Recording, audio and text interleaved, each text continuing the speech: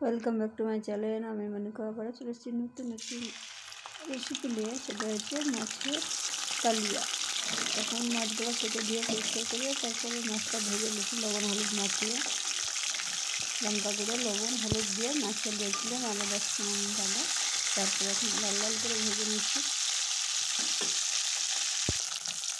সম্পূর্ণ মাছগুলো একসঙ্গে ভাজা হয়ে গেছে লাল লাল করে, তারা উঠতে দিয়েছি। এই রেসিপিটা খুব দারুণ, কিন্তু অবশ্যই দেখা হলে ট্রাই করে দেখবেন।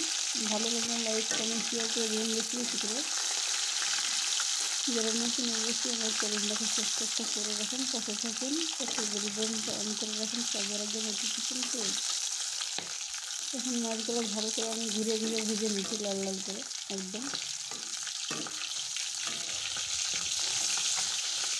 সম্পূর্ণ মাছগুলো আমার ঘুরে ঘুরে ভাজা হয়ে গেছে।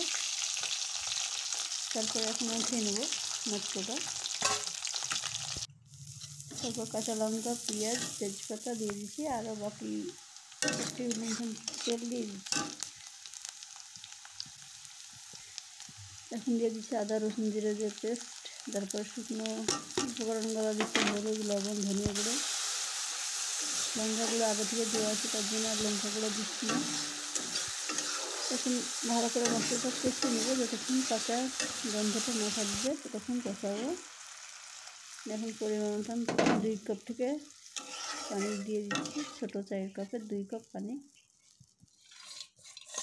ফুটে উঠেছে, এখন দিয়ে দিচ্ছি মাছগুলো। ভালো মতন নাড়াচাড়া করে মাছগুলো ফুটে উঠে গরম মশলা গুঁড়ো দিয়ে নামিয়ে দিলে হয়েছে একদম মাছের কালিয়া। ভিডিওটি ভালো লাগলে লাইক কমেন্ট শেয়ার করে দেবেন বেশি বেশি করে। আল্লাহ হাফেজ।